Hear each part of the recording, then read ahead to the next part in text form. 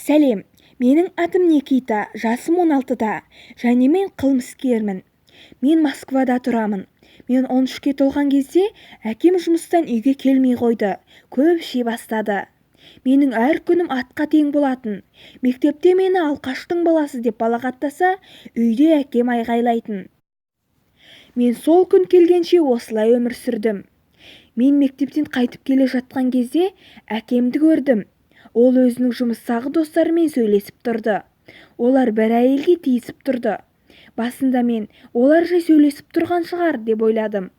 Бірақ сосын бір жігіттің әйелді бір бергенін көрдім. Және олардың бәрі, ішінде менің әкем де бар, бір үйдің артына кіріп кетті.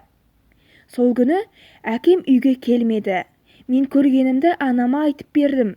Оның көңілі түсіп көзіне жас алды. Мен не болса да ұйықтайын деп ұйықтап қалдым. Таң атқан соң мен әкем мен анамның ұрсып жатқан дауыстарынан ояндым.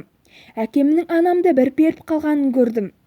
Ол орындықты алып анамды соға бастады, және қолында пышақ бар екендігін көрдім. Мен бұған араласпасам анамнан айырылып қалатынымды сездім. Сондықтан балық кесетін үлкен пышақты алып әкеме сұғып алдым. Ол қатты айғайлап ішпен құлап түсті. Анам жерде ессіз құлап жатты. Бұл өте қызық көрінді.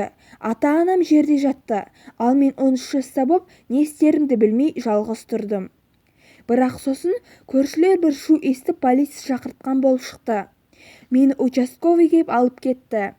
Бірақ сосын мені түрмеге жаппады. Бұл өз-өзіңді қорғау болып есептелді.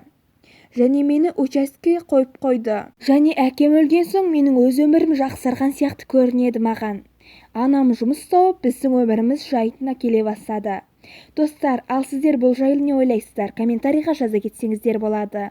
Ал егер сіздерге видео ұнаса, лайк басып, арнаға жазылуды ұмытпаңыздар. Көргендеріңізге, назарларыңызға көп-көп рахмет.